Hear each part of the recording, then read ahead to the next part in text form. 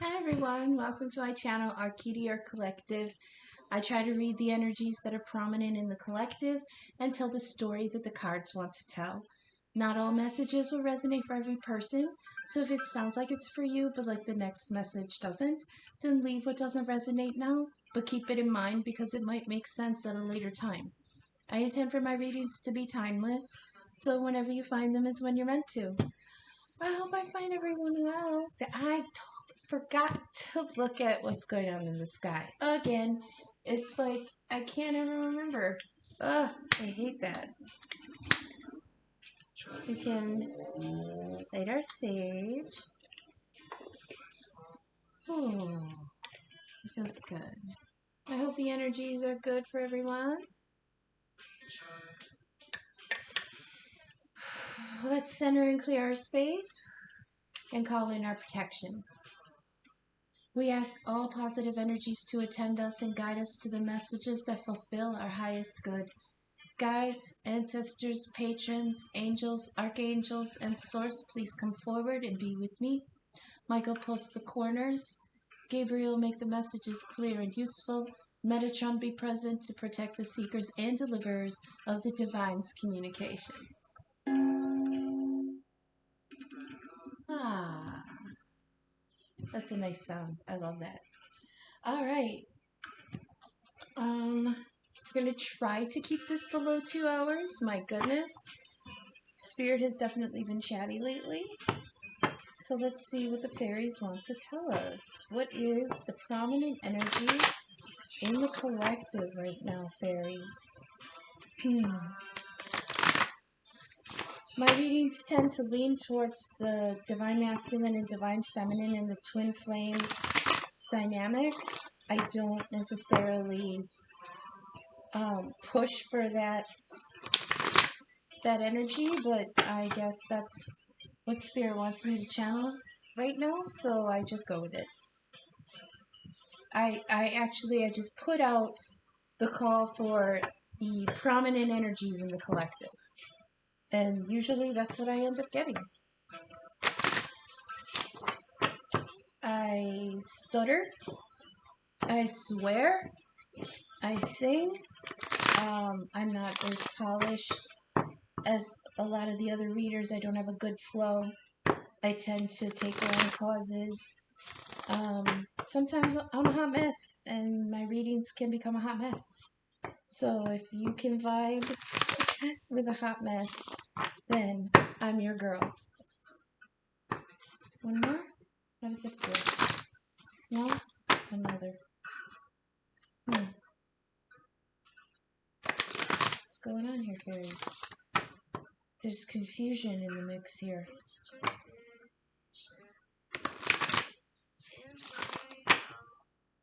I feel bickering.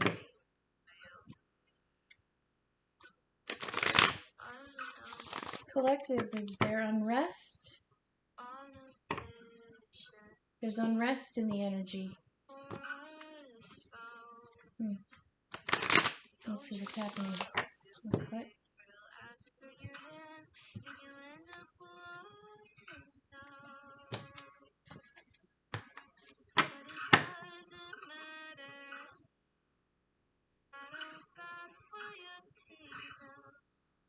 I heard that song, I think it's Pink Floyd, called The Trees. There's unrest in the forest. Something among the trees. Something screamed for sunlight, and the oaks ignore their pleas. Somebody wants attention, somebody needs nourishment, and somebody else is ignoring their needs. Well, let's see what the fairies are gonna say. That actually might be just a channeled message for someone. Somebody's not having their needs addressed. Fairies, come forward and show us the prominent energies in the collective today. The oldest known trickster, creative chaos, breaking patterns, new perspective, Take a risk.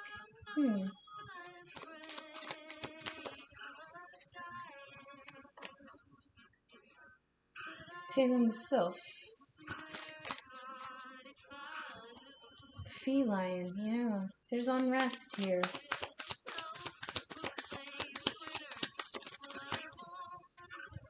It's like somebody wants to be excited about doing something, but there's all these little nagging things. And there's Mother God. She the Cruach. Cruach? I'm just gonna say she. She. Mother God.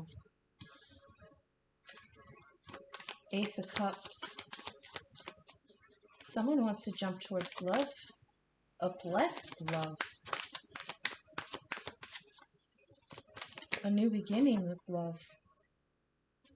Family, fertility, shelter, intimacy.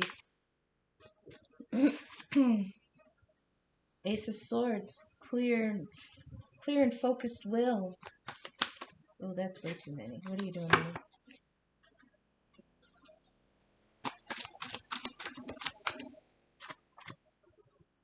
Undressing of the salad, but it seems impossible. Something seems impossible here.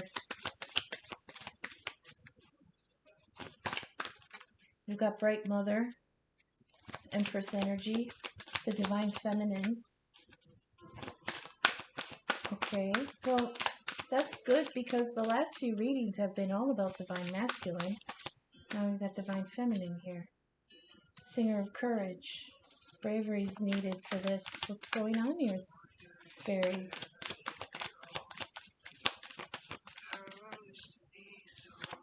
Yeah. Lady of the Harvest. Ecstasis. Woof. Joy and ecstasy. Whoa. And Guardian of the Gate.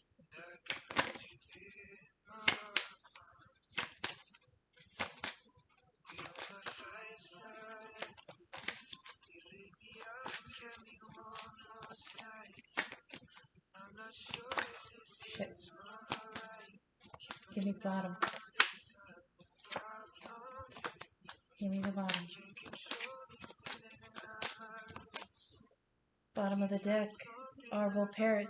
Somebody needs to say something. Singer of Healing. Oh boy.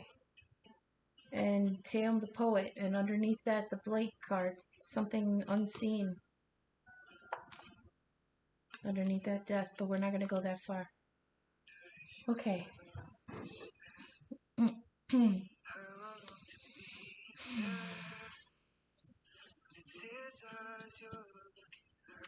The trickster always kind of throws me a little bit, and I think that's his point.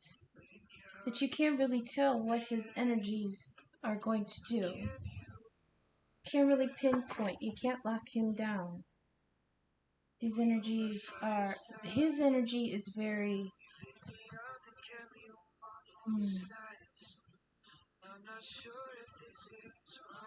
I don't know how else to say that you can't pinpoint him. You know? You can't lock down his motivations. This trickster, this gnome. But it's not like a... I don't get negativity off of him. It's more like,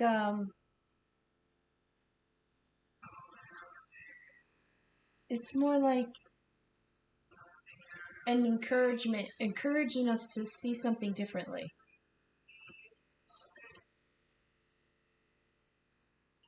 So this one's called, oh, that gnome. He's a trickster. It says, take a risk, creative chaos, breaking patterns, new perspective. It's almost like he's saying, you know, if you want this, you're going to have to break some eggs.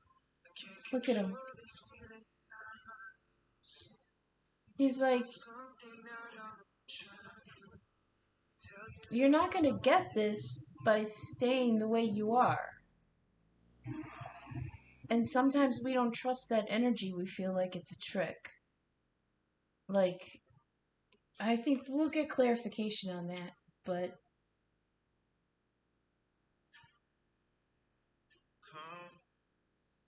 Tail in the sylph is enthusiasm for ideas, awakened mental acuity, intellect.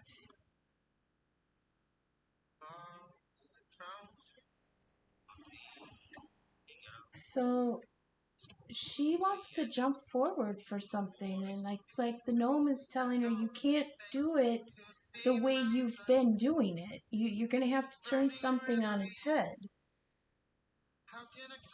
You know? Huh. Let me move this over, see if you can't see these a little better.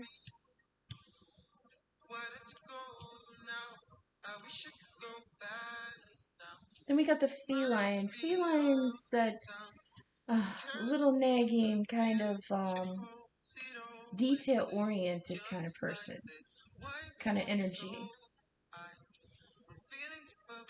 So it's like she wants to move forward with something new, enthusiastically, but this underlying energy is unfulfilled duties, loose ends, annoying details.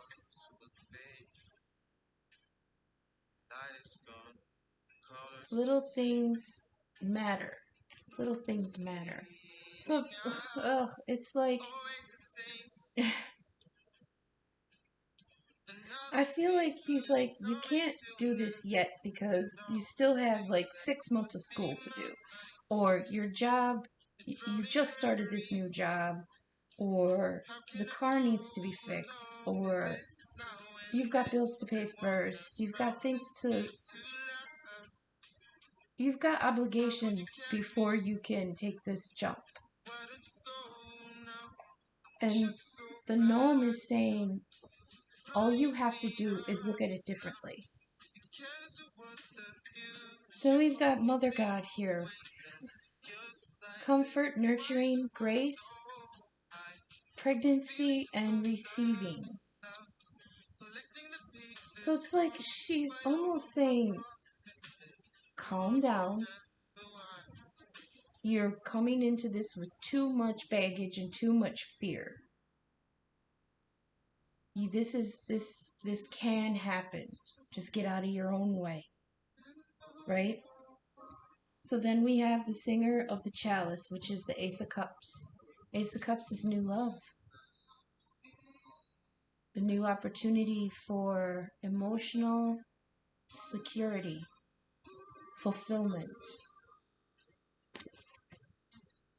trust, patience, hope, miracles, love, and creativity. Then we have the Bright Mother. This is the divine feminine energy and realizing her potential. Giving, family, fertility, shelter, intimacy, natural processes of daily life.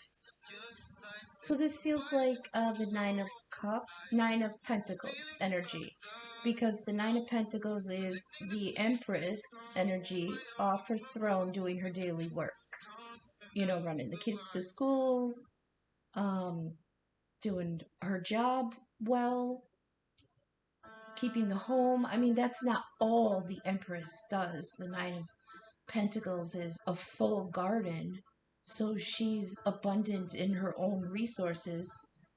And it doesn't necessarily always have to do with like housewifey things, you know. I don't want to put that kind of energy on it.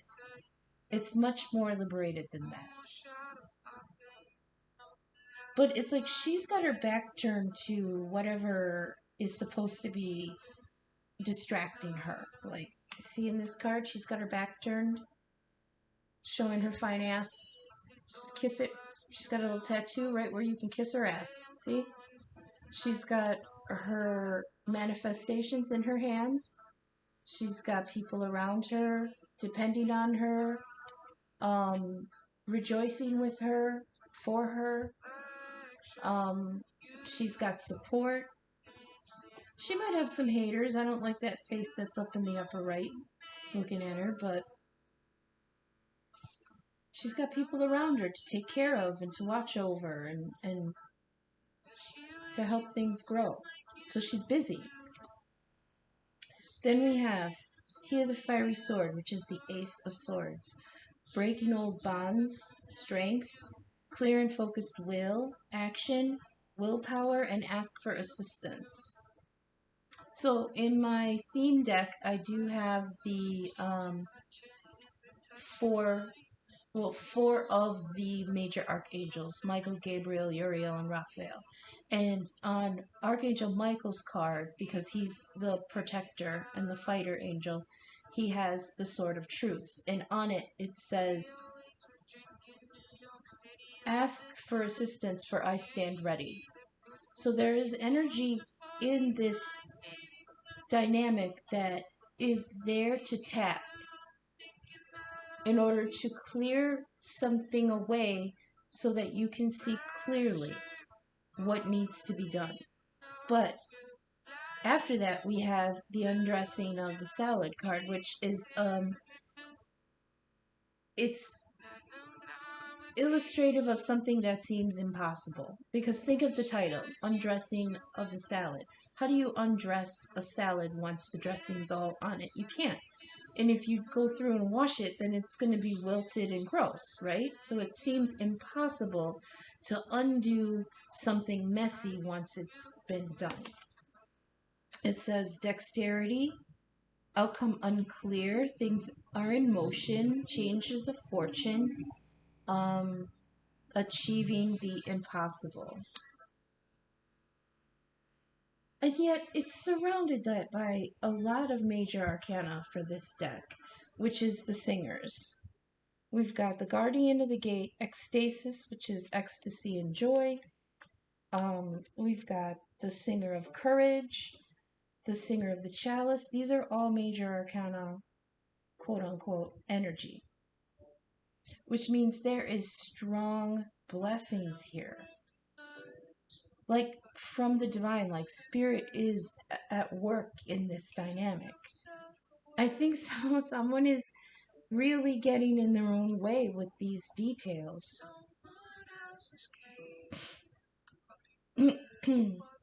It almost feels like Bodak energy with the feline, because the Bodak is the one that whispers, like, he's the fixer, he's the meddler. He either is another person who is telling you you can't do it, or it's like stuff in your own minds blocking you from doing something that you want to do.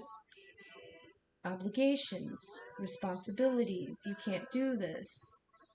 It's gonna be impossible. And then we have the Singer of Courage. Transmutation of fear, bravery, self-discipline, moral strength, and breaking limiting beliefs. It's here. It's like there's a conduit that you can pull from the divine, that can give you the power boost you need to do these impossible things. Because this feline, even though he nags at you with these little details, this is small energy. He's not a huge energy. He's just a nagging kind of background voice, you know? So there's plenty of higher energy here that you can work through this. But someone needs to break their fear of it. So then we have Lady of the Harvest, completion, reaping, release, accepting change, and release and rest.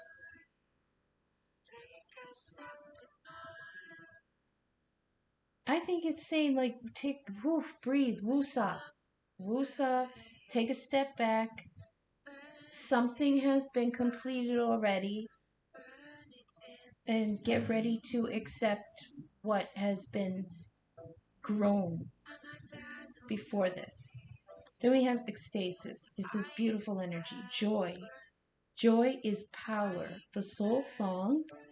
There is nothing but joy. Separateness is an illusion. Oh. Okay. I'll let you get a look at this card, ecstasis.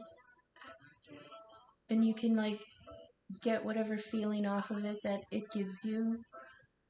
This is a love connection that somebody doesn't think can happen.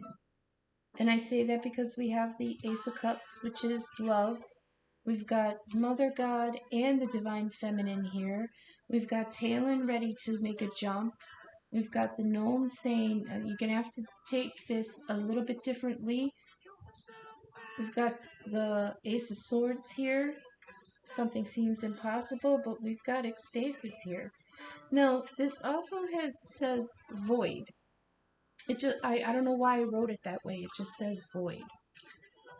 Okay? Now, that's important to me because the void to me represents the 5D, which is the other side, the dream state, the spirit world, the higher level of vibration that our souls resonate at when they're not in our bodies. You know, there's layers to our existence. We've got our physical body, we've got our minds, we've got our soul and our spirit. Some cultures think those are two separate things. And it goes, we exist in all those dimensions. It's hard to elaborate on, it's hard to describe, and it's hard to visualize this, but think of a light, think of like a flame, a candle flame. If you look at it through different lenses, like if you look at it with I'm going to say heat vision, that's like not the scientific term for it, thermal vision maybe, it looks different than when you look at it with your eyes. It exists in that form also, and it exists in the form that we can see. It also exists as a vibration. It also exists as waves of light. It exists in all these different dimensions, but it is still the flame. Think of the pictures that NASA takes with the Hubble of what a nebula looks like. Like, we can look at a nebula with a telescope and all you see is a grouping of stars. But if they switch the lens and look at it on a different vibration, on a different frequency, through a different filter, then you can see beyond that. And that's how we get all those beautiful full color images of what nebula look like on different wavelengths, because those are the light spectrums that we can't see with our physical eyes. But the nebula still exists in those frequencies. You see what I'm saying? Where am I going with this? Why did they have me say that?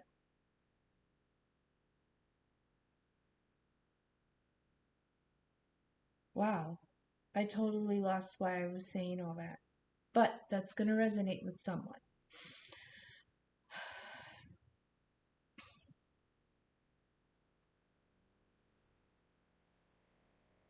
This feels like someone wants to move forward away from something that was unfulfilling.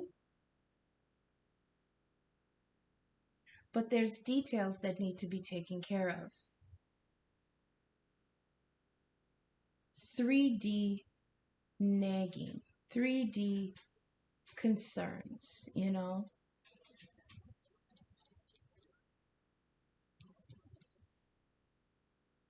Loose ends, it says. Loose ends. Could this be someone else? Like finishing out something they're already involved in.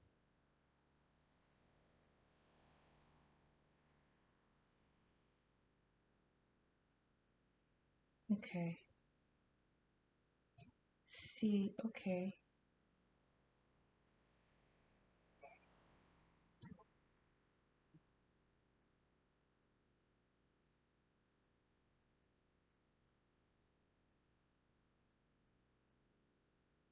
Oh, all right. These are, okay.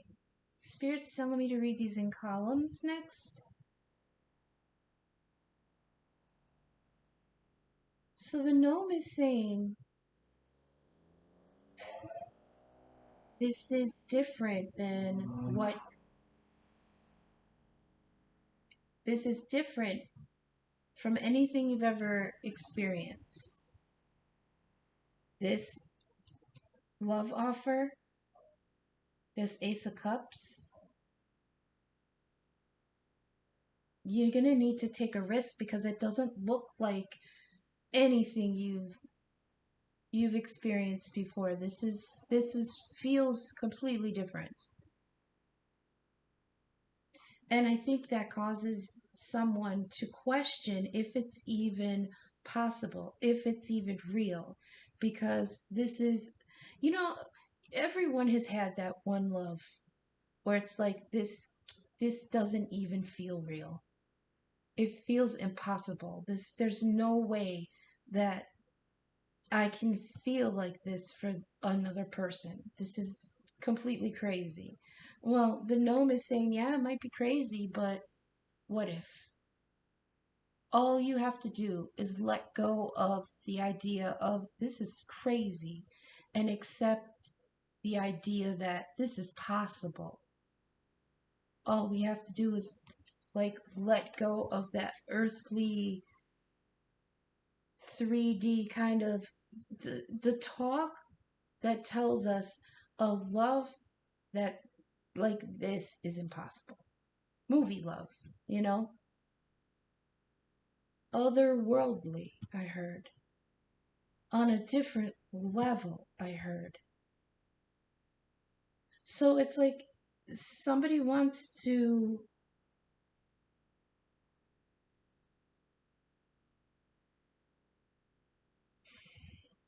I feel like someone feels it's impossible because they have these other things that they need to attend to. The bright mother is very involved with family and the home and growing and nurturing the people around her that she already has. Lady the Harvest is welcoming in the fruits of her labor.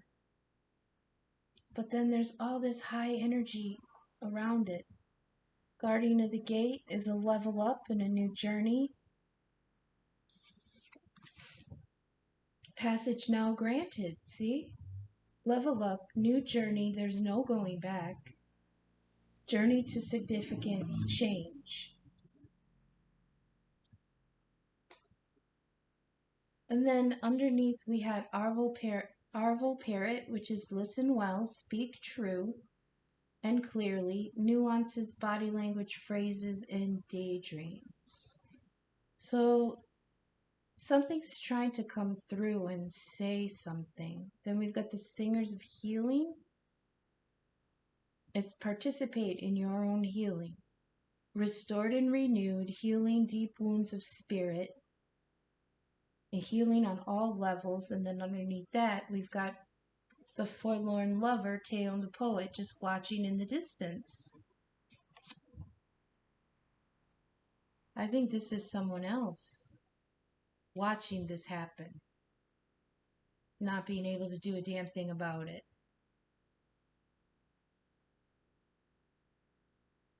Sighing.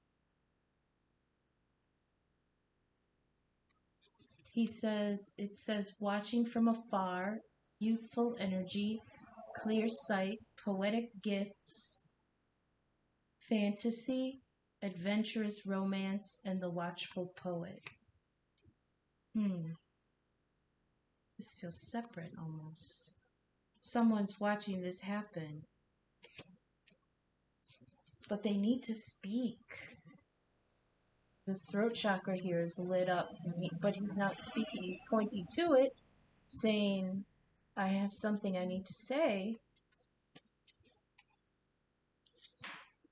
Something, and once this is said, once it's addressed, it will lead to great healing for this poet that's just watching. Okay, we're going to move on to the Gilded and start getting some clarifications here. Okay. I'm sorry if the shuffling is loud. I tried putting like padding underneath here, but it made my cloth be bubbly and not level. What is going on here?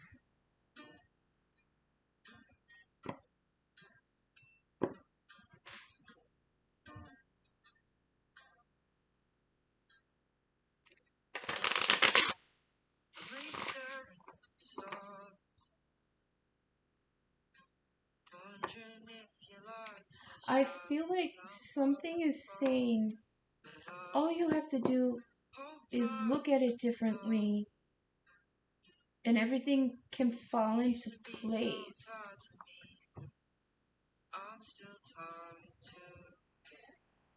It's like if you're trying to turn a lock, right?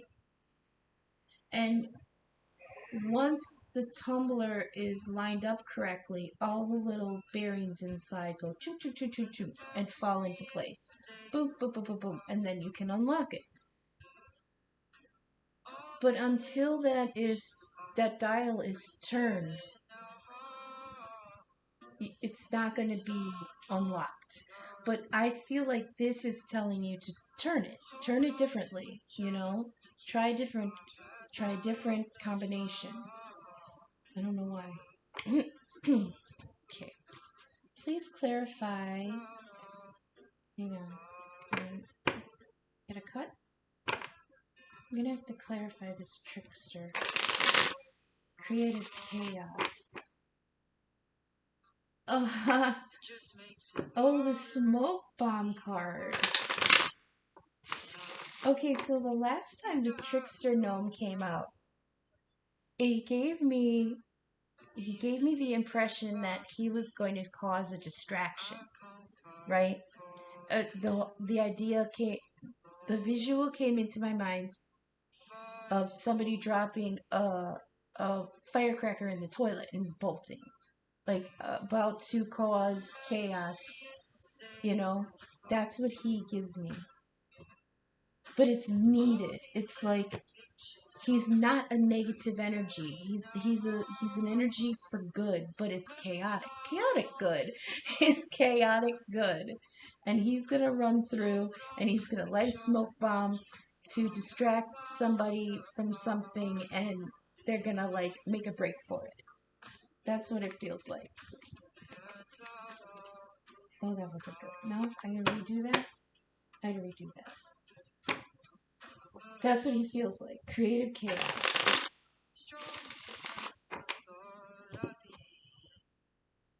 Shake up.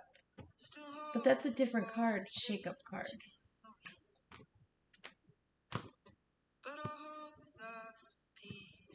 Huh.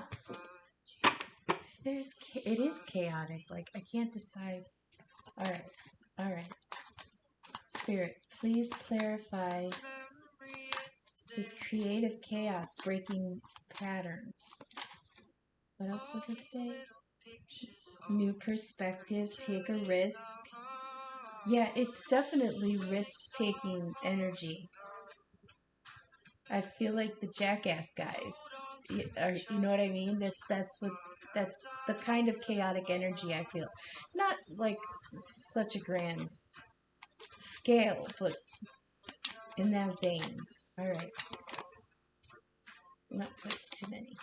Please clarify the creative chaos needed to break this pattern.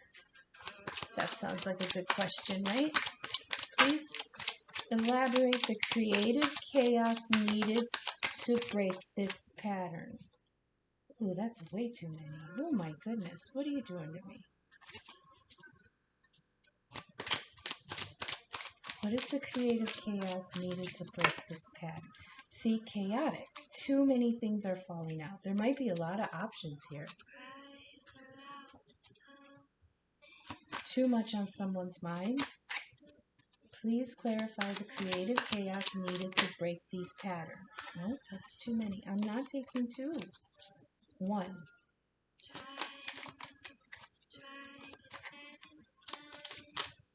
We'll go like that.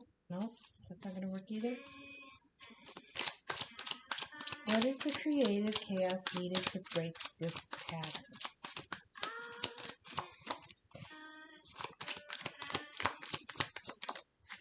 Justice.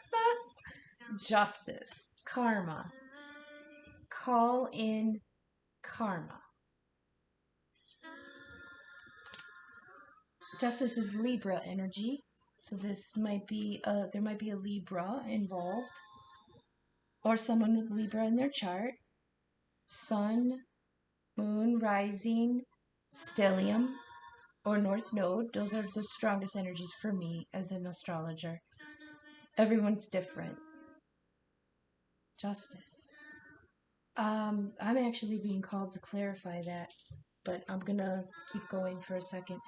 Tailing the self, enthusiasm and mental acuity and intellect.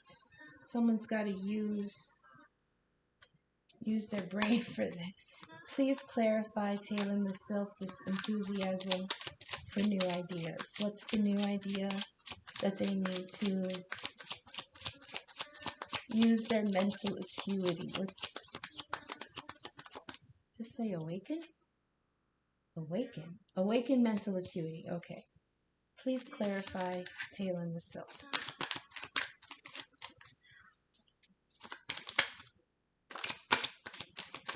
Please clarify, tailing the self. Unruly today.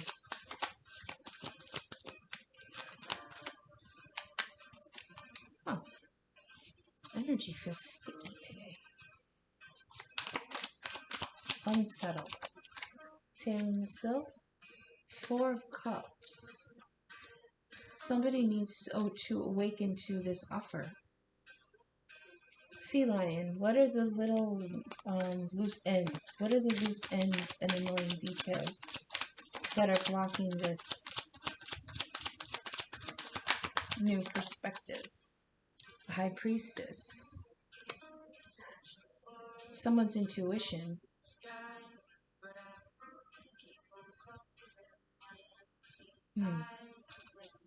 Please clarify, Mother God here. Comfort and nurturing grace. Receiving. What's being received? What's this blessing being received? What's the blessing? Okay. Alright, I can't take all of these, but Queen of Cups flipped and the 10 of Cups. And then the 8 of Cups, which is walking away. What is this comfort that's being received? Really? Queen of Wands. What is the... I didn't even ask yet. What is the Ace of Cups? Clarify this miracle coming, this new love offer. Clarify the Singer of the Chalice. Ace of Cups. Clarify the Ace of Cups, please. Temperance. Healing. Yeah, that new love is going to bring some divine healing to this dynamic. Clarify the Bright Mother, the Divine Feminine, the Devil. Yeah. Remember I was saying that the Bright Mother had responsibilities. She's the Empress off her throne. She's the Empress in her everyday work. Well, this everyday work, all this nurturing and caring for other people is becoming burdensome.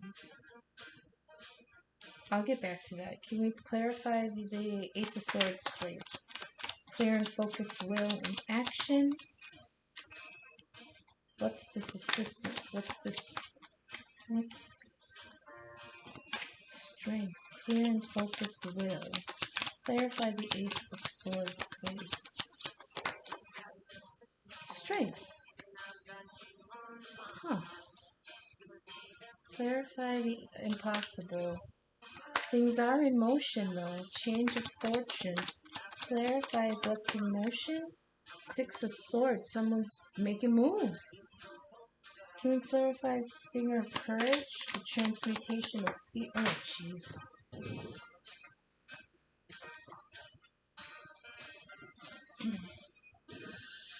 Bravery, self-discipline, moral strength. Please elaborate. The Singer of Courage. Nine of Cups. Someone's going for their wish fulfillment. They're trying to get over their fear of being happy. Their fear of being happy. Why? Why would that make you afraid? Oh, because it doesn't seem real. That's what we were talking about before. It didn't seem real on this. It didn't seem possible in this. This what? Incarnation. Okay. Completion, reaping, release. Please clarify, Lady of the Harvest. What's the harvest here? Please clarify. Accept change, release, and rest. There's the ending of a cycle here. What's the completion? That's too many. The moon made an appearance. Something hidden. Something hidden coming to an end. Please clarify. Please stop giving me two. Please stop giving me two. Clarify, Lady of the Harvest. One card, please. What's being completed? King of Swords, you know, he tried to pop 3 times. So he finally came out. This is clarity. This is the King of Truth. This is Aquarius energy, but there's Saturn there. Saturn in Aquarius, maybe? I'll look at the astrology behind these cards in a second. Let's see. Ecstasis. What's the ecstasis?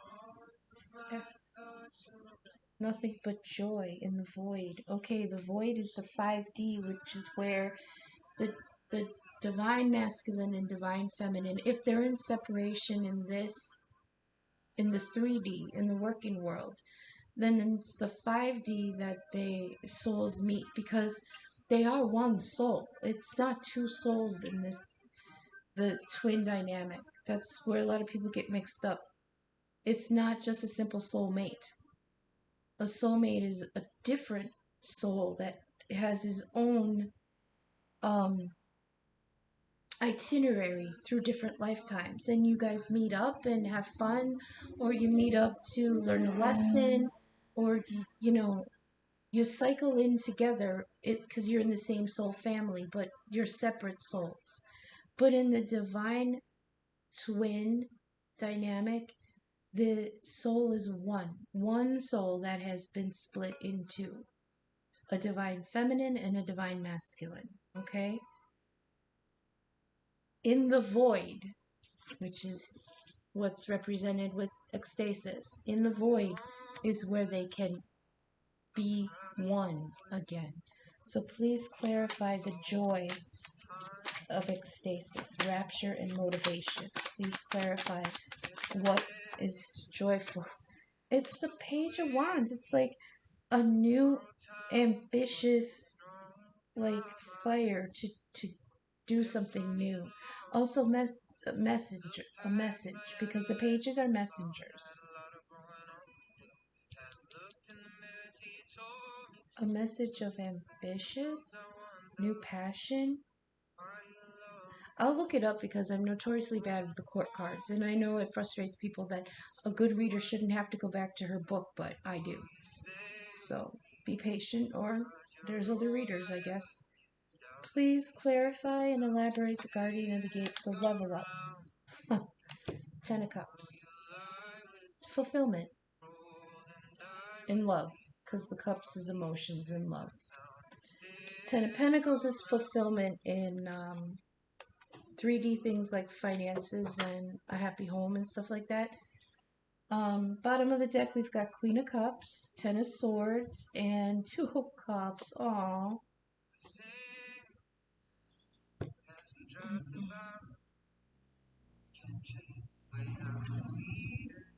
This feminine has been through a lot, because this 10 of Swords is is a completion of a painful cycle. Really? Completion of a painful cycle, but because the swords are being lifted out of them. And through that, here she comes with her cup of love. She is a cautious queen. She's not going to give it freely, but she's ready to give it to the right king, right? Behind her is storm clouds. It looks dark. It looks like there was lightning in the distance. So it could be that she's come out of a tower moment, because the lightning always represents the tower to me. But she's still open and nurturing and loving, even after all of that turmoil. After all of this, she still comes forward, pure and open in love, to offer this Two of Cups. Okay?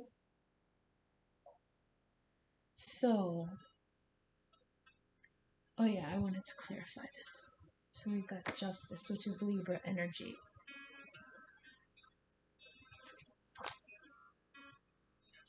I may have to pause for a second.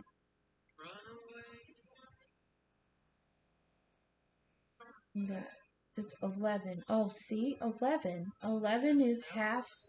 11 is the number of the twin flame dynamic. But here we have only one. One half of them. One half of it. Okay.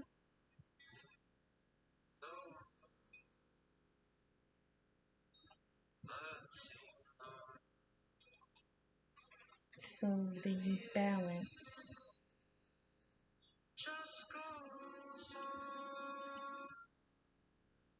Oh, okay. Okay, I'll just read it out loud. The scales is a female symbol, the astrological sign of Libra, showing the need for balance. The woman stands between a set of steps. She's like not on the steps, she's in between. Perhaps representing our path so far. Now is the time to make balanced decisions that will affect where our path leads us in the future. The symbols throughout this card show the essence of duality. Through the two different energies represented, male and female, the yin and the yang, and the need to keep all things in balance, such is the nature of the universe. So Justice is a card of balance. The more of the rational, logical kind, because Libra's an air sign, which is intellect, and that's what we have here with Tail and the Silk, using mental acuity and intellect. A balanced mind is required in order to come to a well-balanced decision that is fair and reasonable for all concerned. It can represent the legal ruling upon a matter, falling in favor of the rightful side, legal documents implied, including marriage agreements. Justice usually has a beneficial outcome unless other cards indicate otherwise. And we have no indication that this would be anything but a positive outcome.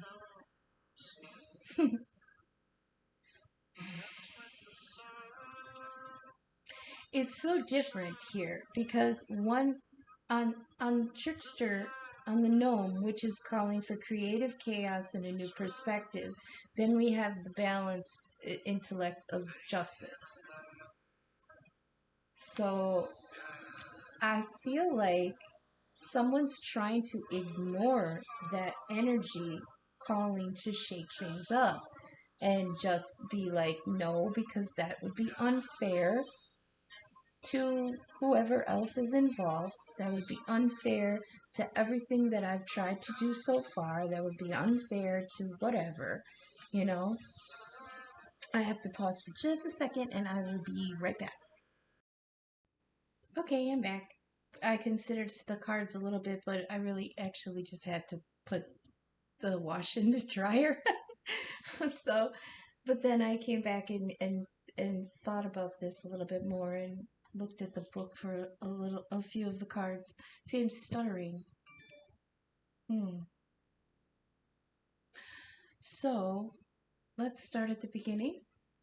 We've got the trickster and justice. So the trickster is creative chaos, but justice is trying to restore balance. So there's two energies at play here. It's like this person is, or whoever in the collective this resonates with, someone is like chomping at the bit, like just wanting to toss tables, like flip a table, set off a I said smoke bomb before, but I wanted to say firecracker, and just kind of create chaos, like a smoke screen, like pocket sand, and just change something, you know. But there's another part of them that is calling them to be smart about this. Be what's the opposite of chaotic? Be oh, I can't think. I just be balanced about this. Don't go off half cocked and cause chaos, and don't blow the bridge on your way. You know, be subtle. Um, you know, breaking patterns, but do it justly. Do you know what I mean? Here we have Tailing the Self, which is enthusiasm for ideas. So this new path that's wanting to be taken enthusiastically, but they're like trying to go at this with their minds intellectually. And I know I came across this a couple readings ago where Spirit said this is not a math problem to be solved. This is not a problem for the intellect. This is a problem for the intuition. And you have to go on your gut. You have to go on what you are receiving from Spirit and allow yourself to be led down the path that you're supposed to go.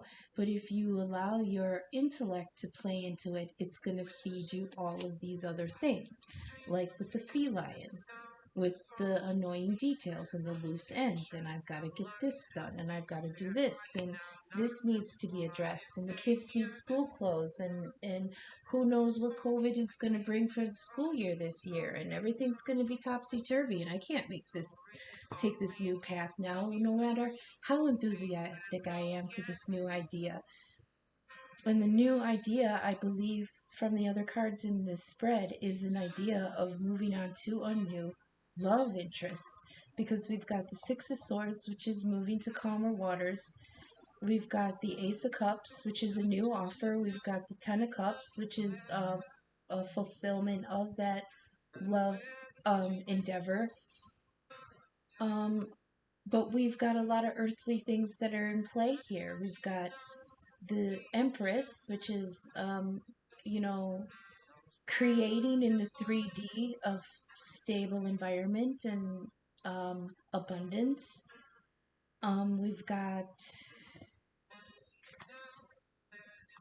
Truth in the Ace of Swords. We've got undressing in the salad, which makes this feel impossible. So let's go on to the second layer here. We've got Tailing the Sylph, who wants to jump towards this new endeavor.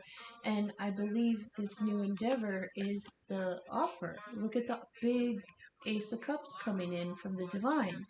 And he knows he's got these three here that he's dealing with already. But boy, look at him, look at that cup. Longing. Can I? Should I? He's not reached out for it yet, but boy, it's all he can think about. It's the only thing that has his attention. And we've got the three birds again. We have the three birds in another card too. Or is this the only one? hang on, because okay, we have it in the Ten of Swords also. Three birds, which is messages. And whenever three birds come out, I have to sing the song, so I'm only going to sing it once for both of the cards. Ready? Rise up this morning, smile at the rising sun. Three little birds perched on my doorstep, singing sweet songs of a melody pure and true, and saying, this is our message to you. So there's another indication of messages coming through, because we've got the Page of Wands, which is messages. We've got Arvo Parrot, which is talking about nuances, body language, phrases, and daydreams, which to me is a call to look deeper than the surface. Look deeper than the surface of what people are telling you, or even what you're telling yourself. Sometimes our behavior belies our intent. So if we say we're going to do, oh yeah, I'm totally going to go back to school, but then, we dick around for a year, our mannerisms tell the truth. There was never the intent to go back to school. There's maybe like kicking around the idea, telling ourselves we should go back, we should take the new job, we should go back to school, we should maybe look into a new way of thinking. Yeah, I'll get to that later. You see what I mean? So, also, I need to address the squirrel in the tree. Now, squirrels to me are busybodies. In Norse mythology, in the world tree Yggdrasil, there is a squirrel named Ratatoskr, meaning the chatterer. He runs up and down the tree, taking messages from the lower world to the gods in the higher world. But they're always tweaked. They're always tweaked to cause trouble, you know? So the example Spirit gave me once was like the gods telling Ratatoskr to go down to the mortal world and tell someone that a blessing is on its way. Okay? So the squirrel runs down the tree and goes to the mortal world and says, hey, the gods are going to send something that's going to totally change everything. And then everybody panics. And then the mortal world tells the squirrel, well, we don't want upheaval. So the squirrel goes back up to the gods and says, yeah, the mortals said get fucked, they don't want it. It's like misinterpretation back and forth. So I feel like this person is considering this offer, but he's being given misinformation about it. Like somebody whispering, that's never going to work. Or even their own misgivings. Like, I feel like whatever this new offer is, this person's not talking about it, because we've got the High Priestess here. And the High Priestess has intuition. Its potential is, what's the word I'm looking for? Acknowledged, but not fulfilled. Right? She sees it, but it's not manifested yet. It's not being spoken about. It's being considered silently. The High Priestess has inner knowledge, but she doesn't speak it. She doesn't say it, So I feel like, okay, so very, very, very simply, with these two cards, what these two cards are saying to me is, there's shit in the 3D that's gonna block you from making this jump. And it's like the person's like, yeah, I know. But they're not saying anything to anyone around them. This is an inner knowledge. This is the inner turmoil of, I want this, but I know that I can't have it. And because they know they can't have it, they're not saying anything to anybody about even wanting it. It's all kept internalized. Then we have here Mother God, the womb, the chalice, the empress, comfort, nurturing, grace. And on top of that, we've got the Queen of Wands. So when I looked in the book about the Queen of Wands, it's almost like she's like super mom. Like, she's got the baking done for the bake sale. She's got everything signed for permission slips. The kids' clothes are clean. Her desk is a little messy, but she knows where everything is. Her job is squared away. She's like superwoman here, right? I have to also say a lot of other readers peg the Queen of Wands with the karmic energy. So if this is a divine twin dynamic, this might be the karmic's energy. So there's another female involved here. But it's like she's a good mother, she's a loyal and passionate lover.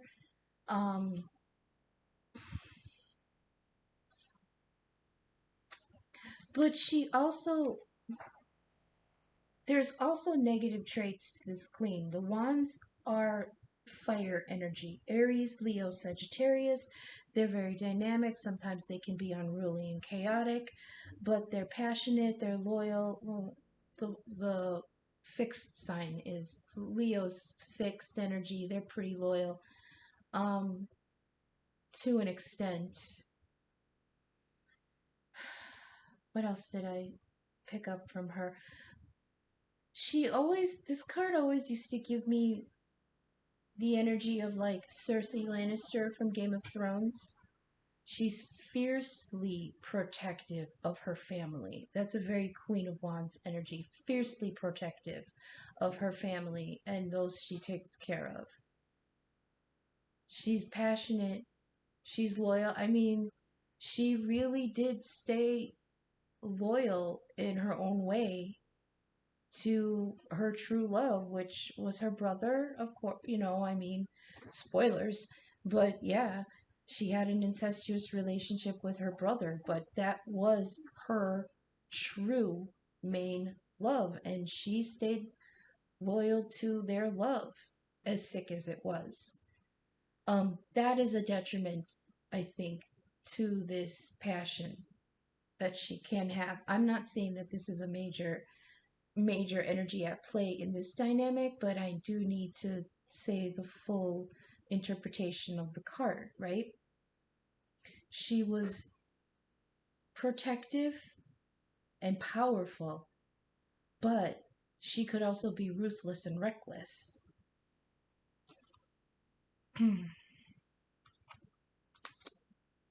If this is the feminine on top,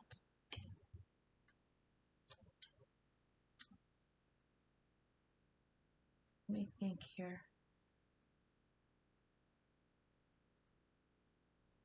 Like, I feel like she wants to take a new direction and she knows that she can handle it. Even with the whisperings of the feline and the small chaos of the trickster, I feel like she is in her power enough to know that she can be abundant and fruitful and loyal and passionate in this new endeavor, no matter what little chaos is thrown at her. Because she embodies the Empress. She has that power. She's style, she's grace, she's beauty. What's the line from Miss Congeniality? She's style and grace. Usually I get kind of a negative connotation to this. if this is a blockage, and if this is for the masculine, see, I have no designation. I haven't had designation in these for a long time. If this is the masculine, then this could be a karmic energy in the way, because she's got the role of nurturer and mother. So then we have the Singer of the Chalice, which is the Ace of Cups with Temperance on top. Patience, hope, miracles, love, and creativity. This is divine, a divine offer. This is true love. This is the pure love that the divine had designated for you. I don't know who I'm speaking to, but you in general, the general collective. What it brings is temperance, and usually temperance gives a energy of waiting, but this is really truly healing. That's why that's why people think it takes a wait time, because there's time to heal. Sometimes people think you have to heal first in order to take the cup, but I believe that taking the cup is what heals. Because here we've got the gold cup, which represents the divine masculine, and this silver cup, which represents the divine feminine.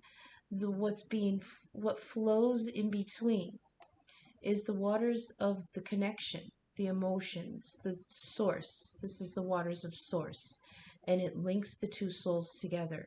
And as soon as they can pour the cups back and forth in this union, this healing will happen. This is divine.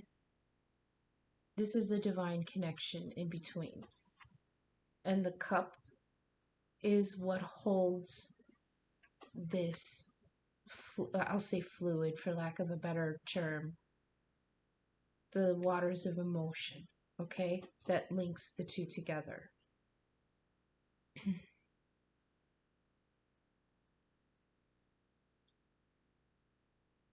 It's like this person is looking up at this offer, knowing that it's the healing that they need. Even if they're super mama, even if they have responsibilities, even if they see it and don't acknowledge it, on some level they know that this cup from the divine is what will heal them. But here, right next to it, we have the devil on the bright mother. So this is giving, and the divine feminine in her realized form, shelter, intimacy. This is like, yeah, the home. This is like the Nine of Pentacles to me. And on it is the devil. And the devil is being bound to something that they think they can't release themselves from. It's codependency, it's Capricorn, it's Saturnian energy, it's restriction and obstacles, and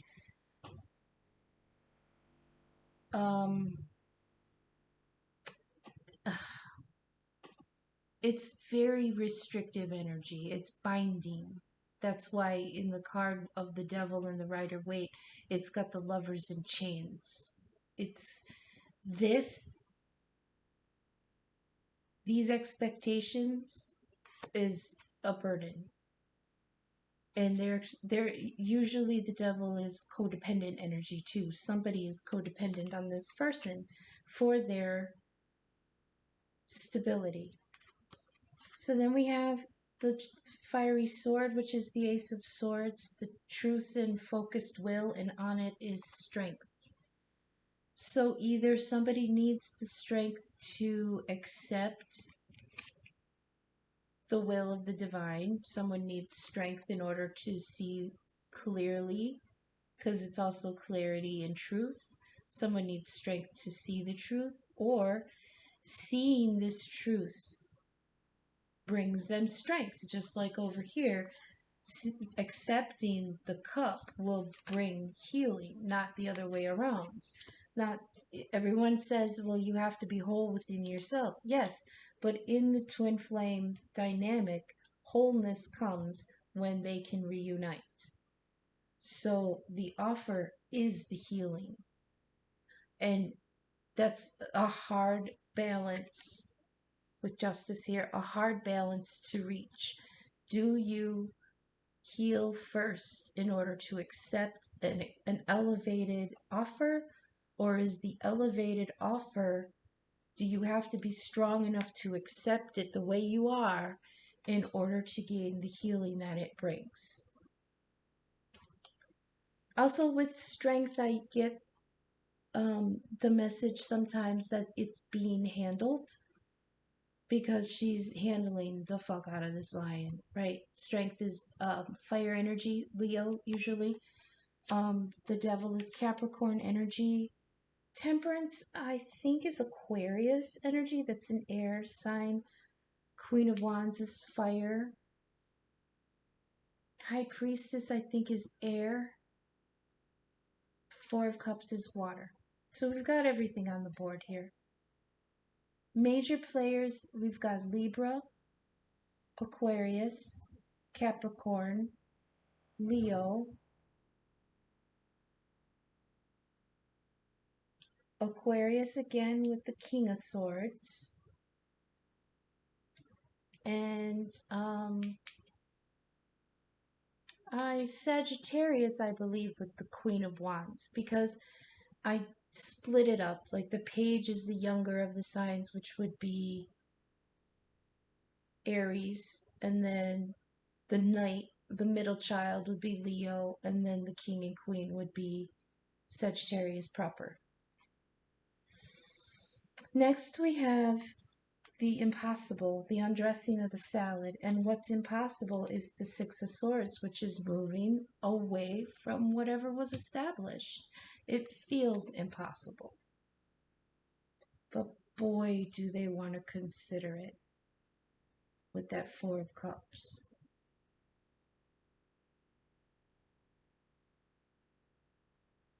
Hang on, I'm hearing something else. I hear, yeah, okay, I hear somebody becoming focused, saying, okay, I need the strength to do this because I do want to break these bonds. And I do want to do the impossible and move on. Then we have the Singer of Courage. Yeah, they need to be strong and they need to be brave in order to go after the Nine of Cups, which is a wish fulfillment. But they also need to understand that this comes with self-discipline. Transmutation of fear, bravery, self-discipline, moral strength, and breaking limiting bonds. Yeah, they need to be strong enough to break everything that's been established as important. That's what I heard. Then we have the Lady of the Harvest. Completion, reaping, release, accept change. Okay, so it feels like this is the end of a cycle, and then we have the King of Swords on top of it. The King of Swords is an evaluator. He looks over, he considers, he analyzes. What was the word? Yeah, analyzing. Evaluating. Something's being evaluated for the truth. On top of this, abundant, I always want to say home because this is all very home oriented. It's like somebody's got to break up a happy home because they're not happy. Their heart is telling them there is another offer. They're not saying anything, even to themselves. In the waking world, in the waking 3D, they might not even be acknowledging it, but there is a nagging in their heart saying, there is another offer that can bring me peace and healing, everything that I want. And it's not this established life that I have created. No matter how loyal and hardworking they may be. Then we have the ecstasis. Joy is power. Soul song. There's nothing but joy. Separateness is an illusion. See, this is linking back to how the divine feminine and the divine masculine and the twin flame journey are usually in separation for a long time. Usually the feminine wakes up to it first. The masculine may like blurt it out to him, like, you know what we are, right? We're twins. And he'll be like, I don't know what the fuck that means, and I don't want to hear it because I'm involved. I have something here, you know? Separateness is an illusion. So the separation that the twins usually go through, which is no contact for long periods of time because they're busy doing other things. I feel that with this Knight of Wands, there's going to be a breakthrough here. There's going to be a message that comes through. Usually all the pages are messengers, but this one in particular brings a letter, or in this new, in the modern day and age, could be an email, it could be a text, it could be a DM, it could be something on social media. It's a message directly or maybe indirectly. Maybe something could be kept sort of in secret so far, but definitely a message coming through. And I believe the message is going to be acknowledgement. Like, see, because even though he was in king energy here, or she, remember, gender ain't shit, it's energy of feminine, could very well be in her masculine energy. A woman very well could be the divine masculine, and the man could be the divine feminine. I say he and she and that because that's just me addressing the energy. Okay? Because I mean, this is the Empress. She's doing her shit, but she also may be in her King of Wands energy as evaluating everything that she's done so far, right? So this ecstasis with the Page of Wands on top could be one of them coming forward with a message. Separation is an illusion. So I mean, I am a hopeless romantic, okay? Libra sun, stellium in the 9th house. I mean, I am heavy air and fire, okay? So I am a hopeless romantic. So to me, I would love it if this was like a quick little message from the divine masculine saying, look, I have all this bullshit that I gotta take care of, but I acknowledge you. I know who you are. I know what our connection is. I know that this cup between us is the truth. I know this, but I can't say anything right now, but please know that I know who you are. Just something small like that, right? And then we have the Guardian of the Gate. Okay, a level up. Passage now granted to the Ten of Cups. Okay? Now, there's something I have to say about the Ten of Cups that I do say every time. Even though this is beautiful, and the rainbow is there, and there's clear blue skies, and the bees are busy making their honey, and everything looks copacetic and beautiful, take a good look at the card. Take a good look at who's in it. Who's enjoying this beautiful Ten of Cups? There's two feminines there. Looks like a mother, a daughter, and their cat. The masculine is not in this picture. It's as if this were built and he's not even in it. Maybe they built it themselves. But usually the 10 of Cups is a beautiful, fulfilling love, right? But there's no masculine in that home. So it's like he built it with all the love that he could put in it, and he's not even there to enjoy it, you know? So then at the bottom of the deck, we had the Two of Cups, the Queen of Cups, and the Ten of Swords. And we were talking about how this passing through the gate will denote the ending to a painful cycle. And it's odd that it should be so painful because we have very few negative cards here besides the Devil. There's really no pain here except the illusion of separation, which ecstasis is saying. Separateness is an illusion. The message is coming forward that for that. So out of this terrible ending, you see the swords are being pulled up and out. There's going to be healing involved here. Out of that painful cycle, she comes forward renewed. I say renewed, but I feel like she was unscathed to a certain extent by this.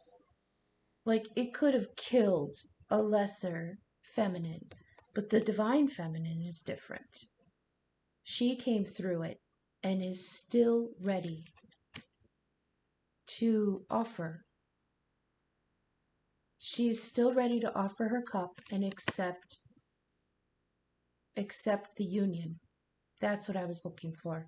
She is strong enough to come through this cycle and still be ready. See the Two Cups here in the love of the Two of Cups is these two cups in temperance. The two cups that link the two souls in healing. I'm sorry I'm stuttering so much, but I did warn you that I do stutter. Okay. I'm going to pause here and just kind of get an overall feel for it, and then we're going to go on to the Tarot of the Divine and wrap it up. Maybe we'll get some love quotes at the end, okay? So bear with me. I'm hoping this doesn't go to 2 hours again. I'll be right back. All right, I'm back. Okay, so I considered everything, but really the only thing that stood out so far is this, with the little chaos and justice on top, trying to bring in intellect and balance, you know, stability to this chaos. But what I heard was the chaos is the justice. The shakeup is the justice. So something in this quote unquote happy home dynamic was not what it seemed. The chaos is the justice. I hope we get more clarification on that, because that intrigued me very much. So let's go to the Tarot of the Divine. This is the one that's the different folklore, mythology, and stories from different cultures around the world. So I'm not versed in every single card. So if it's a story that I'm not familiar with, I will read intuitively by the picture of the card. Yes, I am eventually going to actually study every single card and learn all the myths, and that will definitely help me with the interpretations. But for now, I'll go with what I know.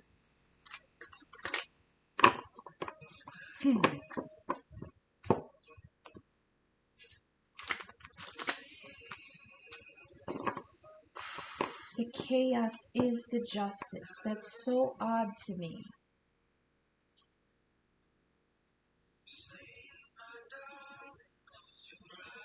I hope that makes sense for somebody, because I kind of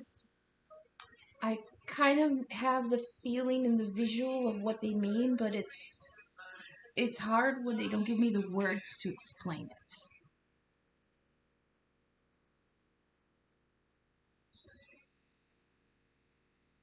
So it's like something about the stability was itself out of balance. Maybe it was false stability, because we do have the devil here, which is codependency. This could be addiction. This could be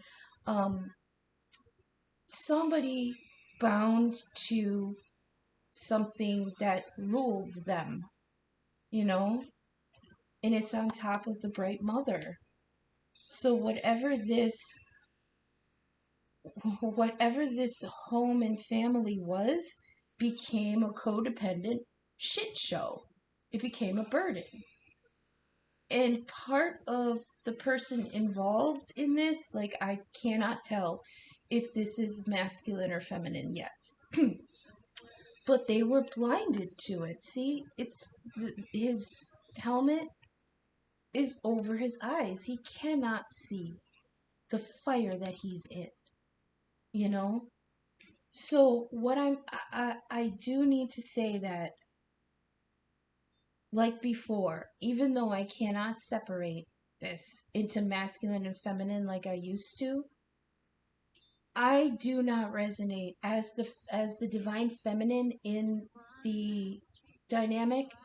I do not resonate with this, except maybe the moving on from something that seemed impossible, okay?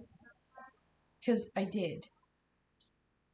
It was like, yeah, the home seemed stable, but it wasn't. So,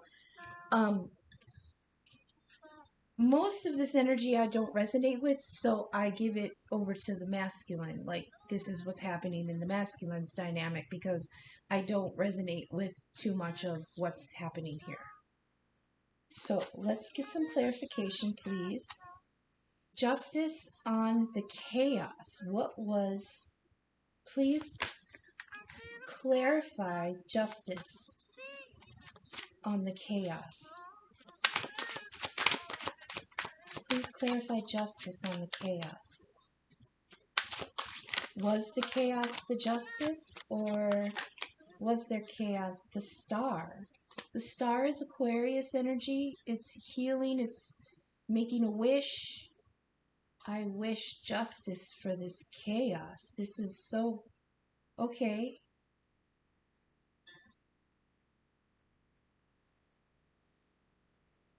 But it's little chaos. It's not full outright upheaval. This is just a request to look at things differently. And when you look at something from a different point of view, it looks chaotic. It looks like, you know, you've been turned upside down. So everything kind of falls out of your pockets, and the sky is down, and, you know, the ground is up, and everything looks different. But that's the justice. That's the wish. Oof, that's a tough one. I'll come back to that. That little chaos is really throwing a monkey wrench at this whole thing. Please clarify the Four of Cups on Untailing the Self, awaken mental acuity, and enthusiasm for new ideas. Please clarify the Four of Cups on this enthusiasm for ideas. There was an offer, and it was looked at enthusiastically. Okay, we've got the Queen of Wands again. Queen of Wands in the same row with the Queen of Wands.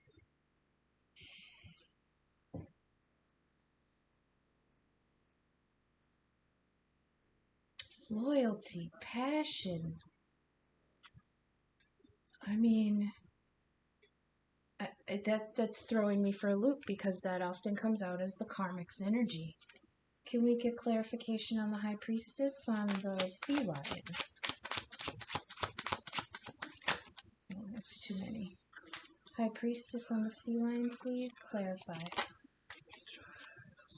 Four of Swords. Healing after heartbreak. Healing after heartbreak.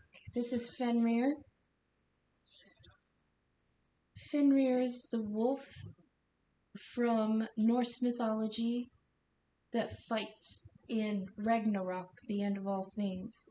In the myth, they prevented him from being in the fight by binding him with rope and putting a stick in his mouth so that he couldn't bite. So somebody was being very restricted here. Usually the Four of Swords is self-imposed healing after heartbreak, but this Four of Swords is tumultuous and painful, and there's no healing here. This is torment.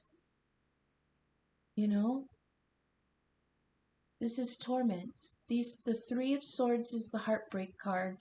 The one sword here is usually the Ace of Swords, which is the sword of truth. The truth is stuck in his mouth. And he's rendered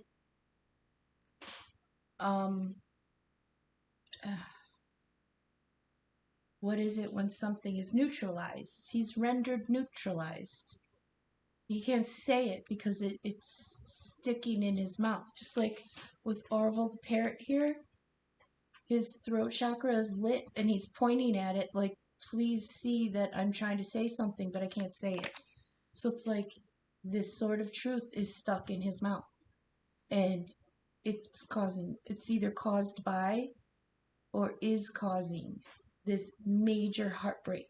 This I heard soreness, like soreness in the heart. And on top of the High Priestess, it's knowledge that is acknowledged but not spoken of. Because the High Priestess keeps her knowledge to herself. And this knowledge being kept to themselves is causing torment. They're bound, just like with the Devil card. They're bound and neutralized. Like frozen with fear almost. Let's continue. Please clarify this Queen of Wands on the Mother God. Comfort and nurturing. What is the Queen of Wands, please? Clarify. Five of Cups. This is regret. Walking away. This is like Llorona. It's a Mexican myth. Well, it's prevalent in most Hispanic, Latino cultures. It's the crying woman, like Llorona. In some versions of the myth, she either lost, killed, or allowed her children to die in some way, and she was cursed to walk the earth in sorrow. These three cups on the ground that are spilled over represent the children that she lost.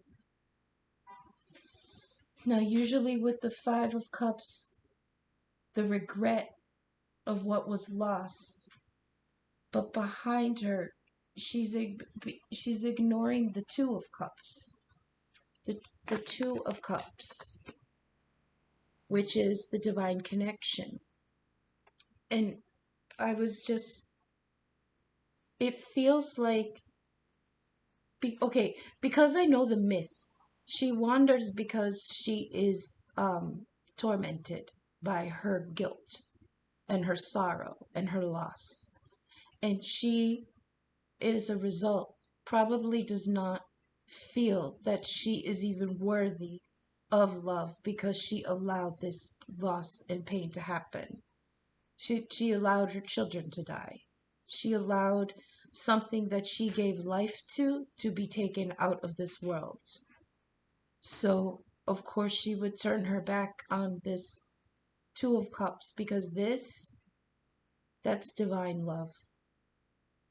And if you feel unworthy of it, you will never see it.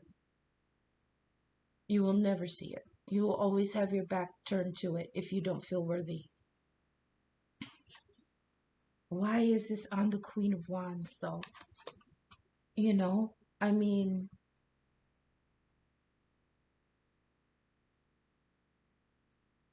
there was a loss here.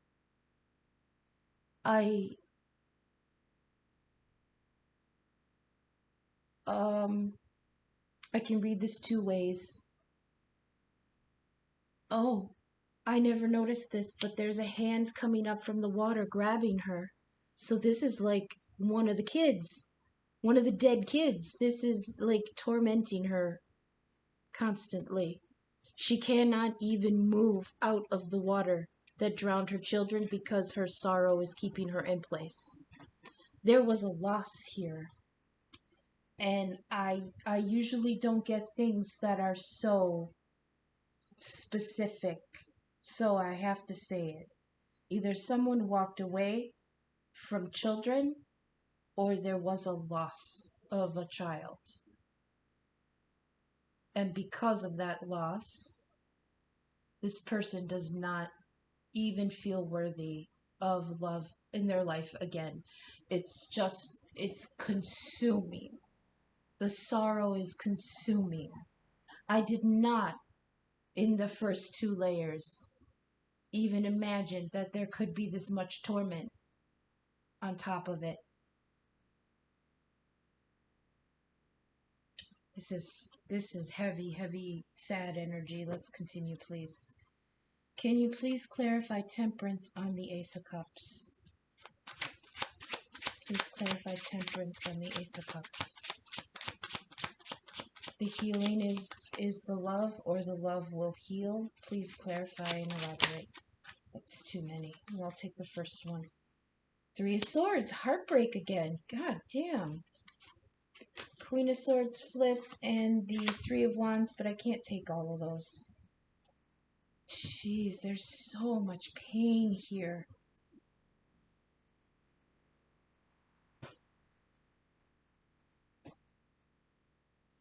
This Ace of Cups is an offer of love, but there needs to be healing in order to take it because of this great heartbreak, this soreness in the heart chakra area. I don't know the title of this particular myth, but I do know the gist of the story. The maiden was a bird spirit, and she was either betrothed to or fell in love with a human man and was married to him. But her stipulations were, at night when I'm gone, you cannot look at me, because she turned back into her bird form. So either accidentally, in some versions it's an accidental viewing. In some versions he gets too curious and has to look for himself. He looks upon her, and the curse is that she now cuts away her feathers. There was a betrayal, and in order to, part of the stipulations of the betrayal was that she would cut her wings off. See, the lightning is symbolic of the tower. So this was a life-changing upheaval, this betrayal. There was betrayal here, which caused heartbreak. On top of this Ace of Cups, I mean, this is beautiful energy, and on top of it is just all this sorrow. So what I heard with this stack is there was an offer of divinely contracted love, pure love that was meant for these two people. But it wasn't able to be taken because there was healing that needed to be done. And the very idea that they weren't ready for this and needed to heal caused heartbreak. So it's like this vicious circle, you know? Okay, continue, please. Please clarify the devil on the Bright Mother. Please clarify the devil on this family dynamic. Nope, that's too many. This is this is beautiful, loving family energy, you know? But there's some kind of attachment here. Four of Cups again. Four of Cups again. A denial of the offer. Yeah. Either, okay, so what I'm getting is there was already a family dynamic. Okay, Bright Mother is the Empress. She put together a home. Remember, this could be masculine energy too. This could be the masculine in this Empress energy. They worked really hard to create this abundance and this Nine of Pentacles energy. But they were bound to it then.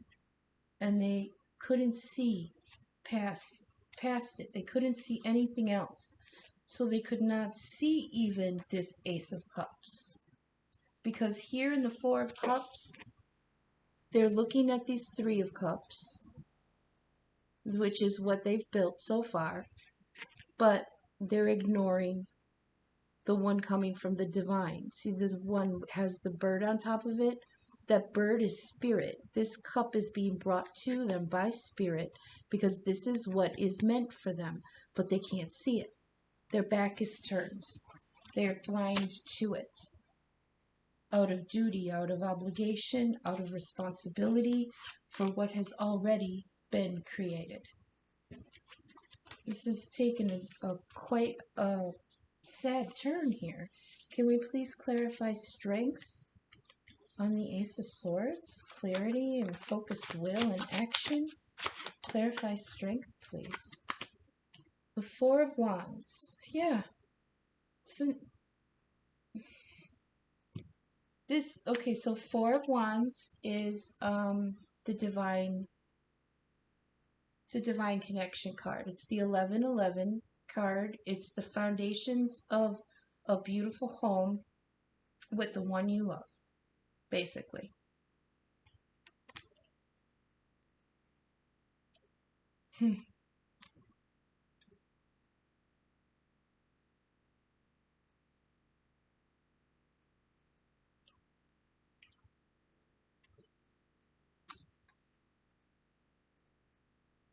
It's like someone had to be strong in order to see the truth in this home, this happy home, this foundation, this divine union.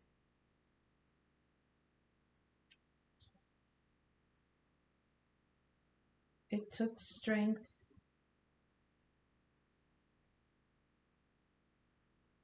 to acknowledge the truth about this Four of Wands. And what was it? Please clarify the impossible with the Six of Swords moving on. Please clarify the impossible. Six of Swords on the moving on from the impossible. Please clarify. Damn.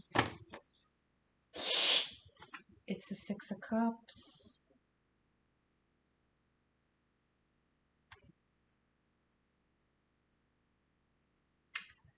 We all know my issues with the Six of Cups. It plagues me. It has always plagued me. Because this is a love from the past. The clarity was that the true union, the Four of Wands, divine union, was not what he had made. It was the impossible task of moving forward onto something from the past. This is crazy. It's nostalgia. It's love from the deep past. It's love from past lives coming through into this life.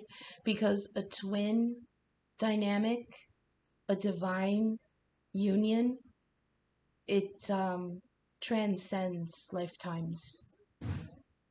So this is something that came around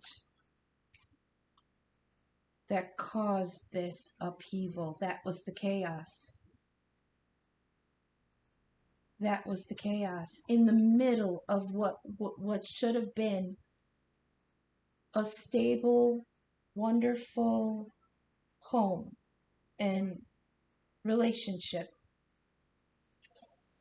This came back from the past with an offer of true divine love, and it fucked everything up. It bound them both.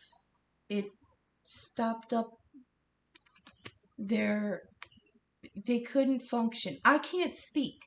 That's the feeling through this whole thing. I cannot speak.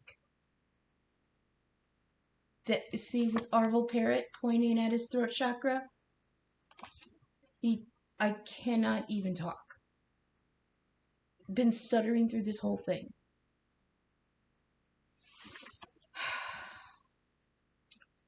Two of Cups is out and the Six of Cups is out. For me, they've been coming out together steadily for the past 6 months to a year. And what it means is that this dynamic has been going on from between 2 lifetimes up to, I believe they're in their 6th time around with this.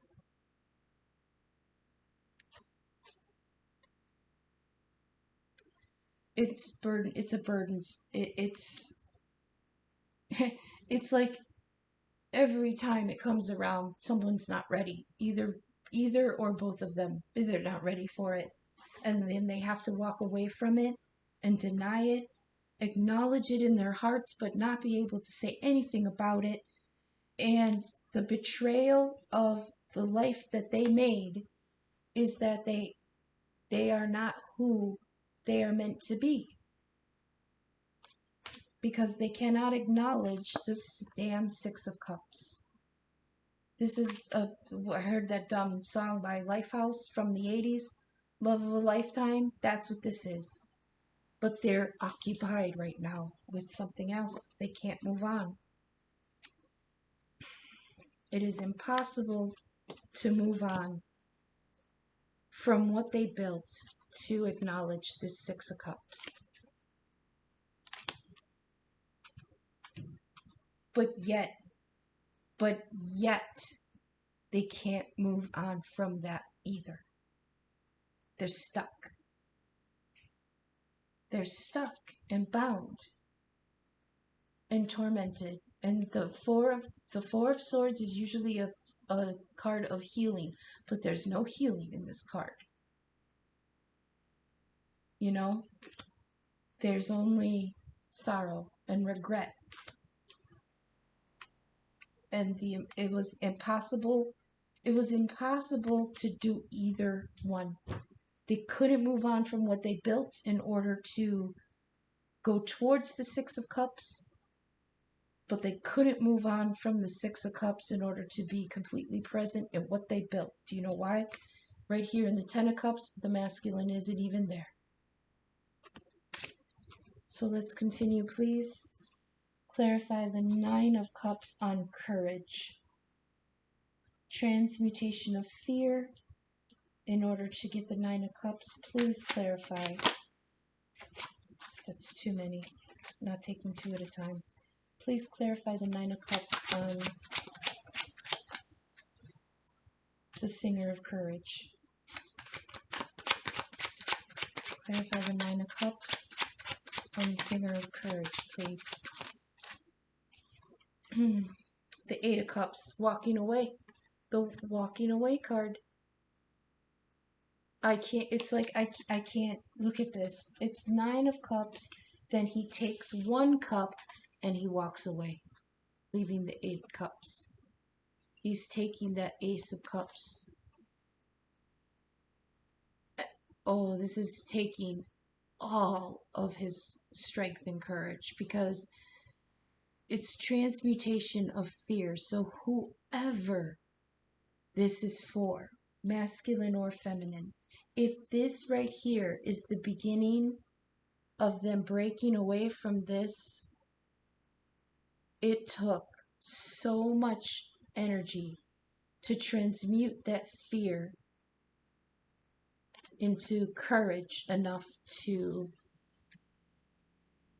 walk away. Because With the Nine of Cups, yes, even though the Nine of Cups is a positive card, it's always a card of wish fulfillment. To me, it might be false, depending on the cards around it. We always have that rule. Depending on the surrounding cards, you know how to interpret this. Well, all these fucking surrounding cards are terrible. So I am confident in saying that my interpretation of this is correct. That these cups were empty. He was happy to have the cups.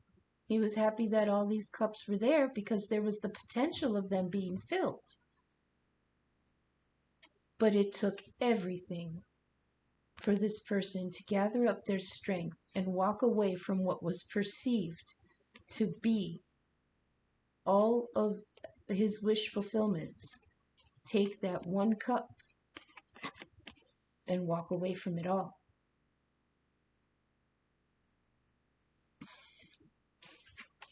This really took a turn. I don't even know if I'm going to post this. This is terrible.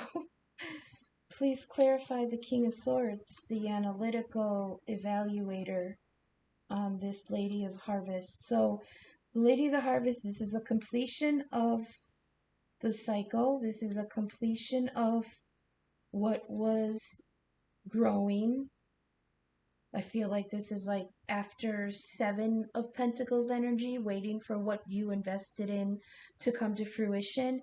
After everything was the harvest was ready, and the king looked upon his or her, what she had completed, and now is evaluating what was brought to fruition. I'm sorry, I'm stuttering. Please clarify King of Swords on Lady of the Harvest. Also, these cards are thicker and bigger, and I have little hands, so I stumble with these. Please clarify the King of Swords on Lady of the Harvest.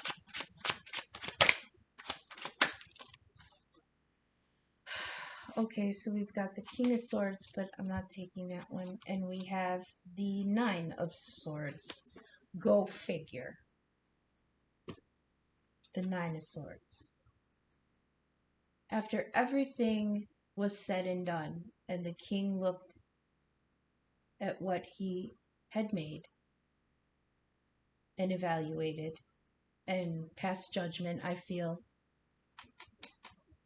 he is the king of judgment, because he's the king of truth and justice in my eyes, right? He passed judgment on. And what it showed him was the Nine of Swords, which is anxiety and sleepless nights and heartbreak still. Let me see if I can get any other synonyms for this. Nine of Swords, please, Spirit. There was no comfort in that bed, I heard. It was all for show. It was duty and obligation. It was what was expected.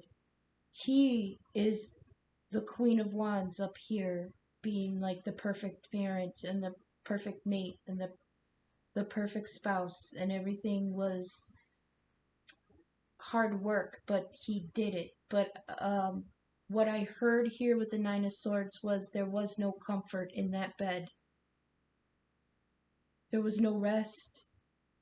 And this talks about release and rest. Accept change, release and rest. So he looked at everything and there was no comfort there. Remember, with the Ten of Cups, he's not in the picture. He's not in this happy home. And the Nine of Swords and the Rider Waite, we all know the symbolism. As somebody lying awake in bed with 9 swords piercing the air. Sometimes it's piercing part of them. There's sleepless nights, there's nightmares, there's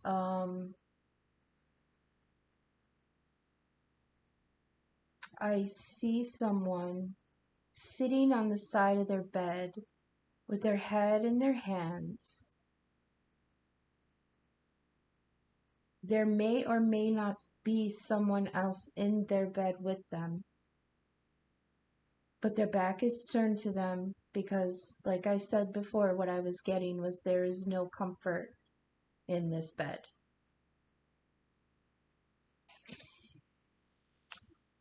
Let's keep going, please. Clarify the Page of Wands, a bright new offer, or a bright new message on top of ecstasy. There's nothing but joy. And then the message coming forward of this one wand that was salvaged, a new, what was it? Message, a letter, a text, a DM, an email, some kind of message. Small because it's a page, maybe on the down low. It could be even a spiritual message because this talks about in the void, separation is an illusion. So please clarify the Page of Wands on ecstasis. The Two of Cups again. Oh my God. The Two of Cups again.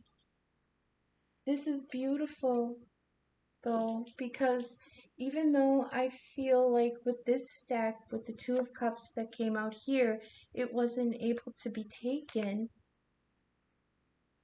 Or, okay, well, I'll get back to that. This Two of Cups in this deck is the story of Gilgamesh and Enkidu, his friend. Gilgamesh was a king in, I believe, Sumerian folklore. What's the other one that's kind of a contemporary? Sumerian, Akkadian, something like that. He was a king and he was powerful. It was their version of like who Hercules was. I don't think he had fits of rage, but I think he just ran amok. He was uber powerful. There was no equal. And the gods were like, yo, this dude is laying waste. And he's partying and fucking around. And, you know, we need somebody to go in and kind of bring him some order. So the gods sent the king a friend. But he was from the tribe of wild men. So they were complete opposites. There is no overt suggestion of a homosexual relationship, but there is certainly the established that they loved each other like brothers, but probably more than that, even though they were complete opposites. Enkidu was a beast, basically, and he was brought in to calm or tame the king, but they ended up just wrecking shop together. You know, they were completely devoted to each other. The message that's coming through, I believe, it's like, it's not even in the, I don't even think this is a 3D message. I think this is something that the heart is going to recognize, like in a dream maybe, because Arvel does talk about nuances, body language, phrases, and daydreams. Listen well and speak true and clear. So I believe that this is like a I was going to say conversation, but I believe this is going to be intuitive in the 5D, because that's the only place they really can, in the void, be with each other or communicate. That's what I wanted to say. It's going to be some kind of acknowledgement, but I don't know if it's going to be out loud. It's on the Page of Wands, which is a letter, a message, an email, something tangible, a declaration of this connection, this love connection. This is true, devoted, divine love. So maybe somebody's going to get the courage to actually break through and make contact with the person they love that they were not able to acknowledge before, and it caused all this upheaval and heartbreak. This person from the past, a love from childhood, that they possibly could be moving on to, even though it seems impossible.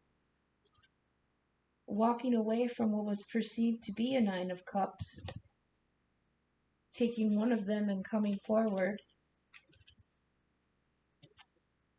to give to the other person. And the message is that maybe the message coming through is that this can happen, or they want this to happen. Please clarify this Ten of Cups on the Guardian of the Gate, the level up. Please clarify the Ten of Cups on this passage now granted. Ten of Cups on the Ten of Cups. The level up. Passage is now granted. They had to break through impossible odds.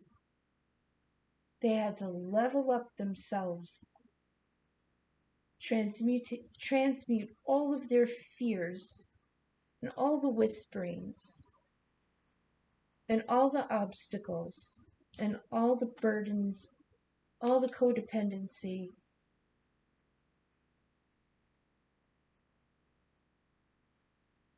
I mean, Ten of Cups on the Ten of Cups on the gateway. Look at that. Passage now granted. A level up, a new journey, no going back. You're going towards your Ten of Cups. I'm actually being told to lay one more on that. One more? Seriously? One more. On the Ten of Cups, on the Ten of Cups, please. Nope, that's two. One more on the Ten of Cups, on the Ten of Cups, on the gateway. The Devil. Wow. Wow. I did not expect that. Let me think. Jesus Christ, the Devil is here too. Capricorn energy, limitations. Jeez.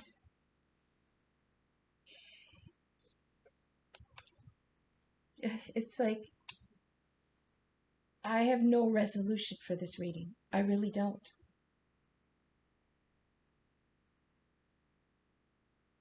Give me one more. One more for the Devil, please. One more. Let's wrap this up. One more.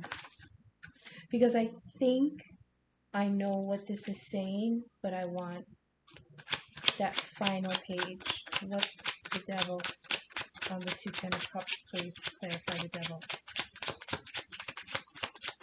Clarify the Devil on the two Tens of Cups. The 20 cups. Clarify the Devil, please.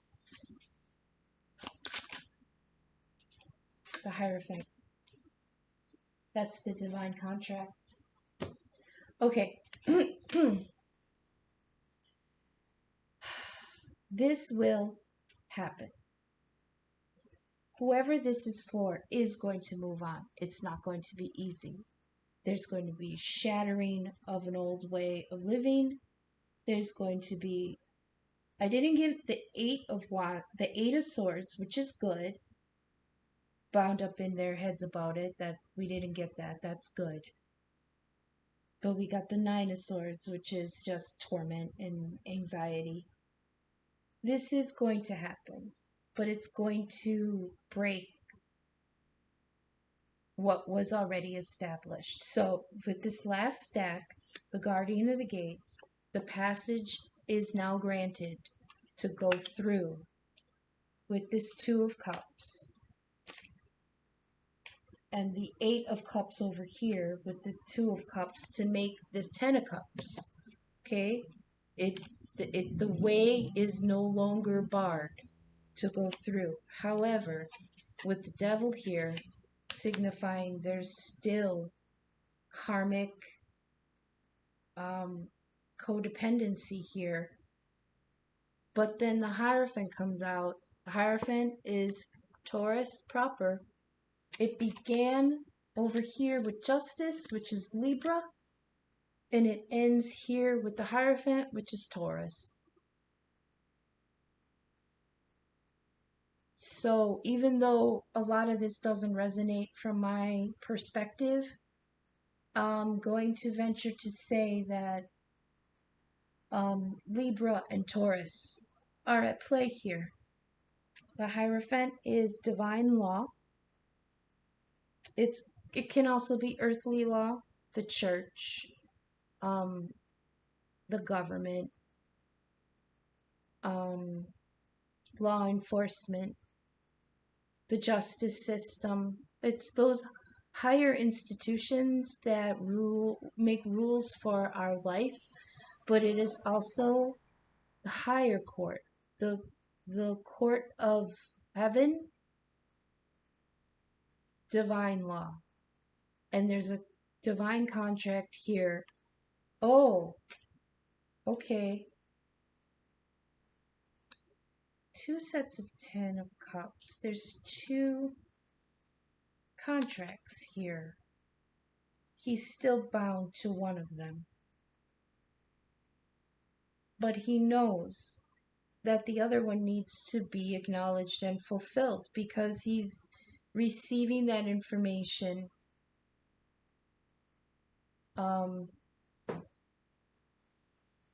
how am I supposed to say it? Intuitively. I'm sorry. Intuitively. He's intuitively receiving the information that the divine contract needs to be acknowledged and fulfilled.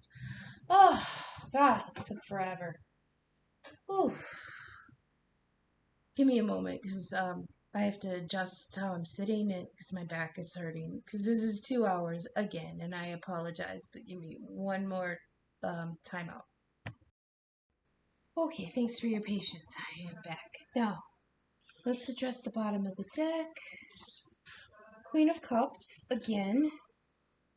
Three of Wands, I saw that earlier, and the Chariot. Actually, that's kind of, what's it called? Oh my goodness. Okay, I just found the Eight of Wands from the Gilded deck stuck in here with the Tarot of the Divine, and I've been working with this for an hour and I didn't even see that was in there. Eight of Wands, this is quick communication. Oh my goodness, I can't believe that was in there. Okay, so we have the Queen of Cups again, which was here under the Two of Cups in the Gilded. We've got the Queen of Cups. Again, she's been through a lot. We see the lightning in the distance, which indicated there's a tower, but she kept her heart. She kept her nurturing spirit. The Queen of Wands is the Queen of Cups is also the psychic queen. She is could be Pisces energy. This is water sign. Cancer, Pisces, or Scorpio. I give it to Pisces because it's the higher card. So she could be psychic, intuitive, very nurturing, very in her feminine energy. Usually, like with this card, the Queen of Cups, she has her cup, but she has her hand over it. Like it's full, it's ready, but she's not going to spill it for just anybody. In this card, she's not covering it, so she is ready to give this love. Okay, so we've got the Two of Cups, which is a queen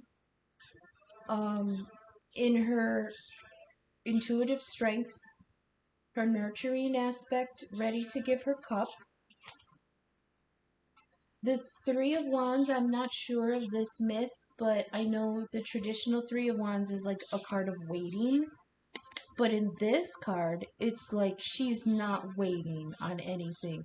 If it feels like she was in a dark pit, and the Three of Wands may have been waiting for salvation, and then finally this ladder was brought down to her, and she was able to get out of that. So there was a waiting for a reprieve. I feel like this could be like the original version of Cinderella, because we've got that castle in the distance. It's like Cinderella's castle from the original myth, but I'm not quite sure what this myth is. Underneath that, bam, the chariot, forward movement. Usually in the chariot and the rider Waite, everybody interprets it as movement, but for me, in the rider Waite, the chariot is the potential of movement, but not movement proper, because the sphinxes that pull that chariot that have the emperor in it are laying down, they're not moving. But in this card, the fish are very active. This chariot is moving with a quickness. It actually gives me the vibes of this Six of Swords moving on card. See? It's like moving on now. The chariot is there to take them.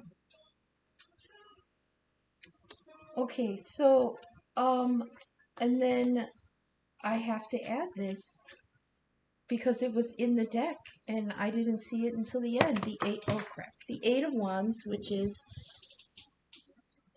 quick communication. I feel like this is, I'm climbing out of the pit I was in with my cup, and it's covered right now because it's not safe to give yet, but I'm coming and I'm going to communicate that to you. Whoever I'm speaking to. I don't know who the you is. It could be the masculine or the feminine. So I have no idea what I'm going to call this. This took forever. It was quite it took a lot out of me. There were a lot of twists and turns in this story. It looked at first like there was a beautiful foundation of a home, and then all of a sudden it just turned out to be nothing of what the person wanted. Because there was in the back of their heart this offer from the past. Acknowledging it was going to cause great upheaval, but the connection was inescapable, undeniable, and divinely written. So I'm hoping that whoever was stuck in that stagnancy, that heartbreak, that being bound by the truth, I'm hoping that with this Eight of Wands and this chariot that they are able to break free and come forward to your love and speak to them about it, you know? I will end with some love quotes on this because I think we all need it. I think that this is needed. Let's get some communication between these two. Oh, I hope this resonated with someone. I hope that it was useful. I hope it made sense. If it did resonate with you and you'd like to, I do have a Venmo down in the description. It's Arkytior46. Drop a little bit into my Venmo and you can help me, this little witch after her own tower. If you like to check out readers that have a similar vibe as me, granted, none of them are as long-winded as I am. There will be Links in the description box also. So this will be a shout out to some of my fellow ravens from the Raven's Nest. There's links in their description to Ellie Rose Affirmations. She is amazing. That girl's on point every time she throws those cards. I don't know how she does it. There's a link to Visions of Love Tarot. That's Pixie. There's a link to Captain Happy's Arcana Adventures. Ahoy, Captain. Also in the description is a link to JD's tarot. He's not a raven. He's raven adjacent, but not raven proper. He's his own shining star. That's Daddy. Check him out. He's amazing too. And also down below is a link to Temple of Apollo. He's neither raven nor adjacent. I just kind of have a little crush on him. So go ahead and check out his channel too. Also in the description, of course, as always, there is a link to Dharma Jane's channel. She's head raven at the Raven's Nest and one of the best energies you will ever run into. And it's through her tutelage and friendship and an example that I was even able to get the courage to make my own channel. So go check out Dharma Jane. Let's get these love quotes going here. Okay, nope. Shuffle and then cut 4, right? Yeah, shuffle and cut 4. Okay. Ooh. Shuffle and cut 4.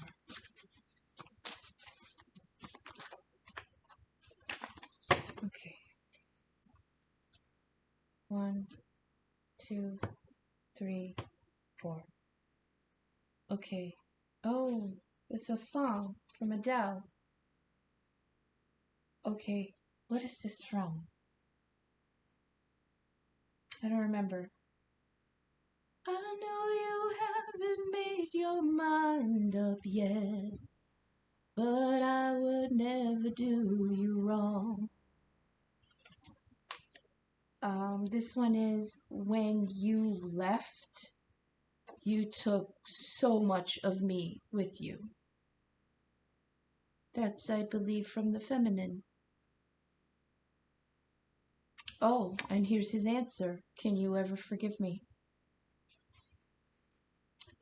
Oh, this one's again. This came out a couple days ago. You make me forget my name. Can I have yours? And on the back it says, I'm defenseless when you look at me. Here we have, my fellow Star Wars nerdlings out there will recognize this one. Hope is like the sun.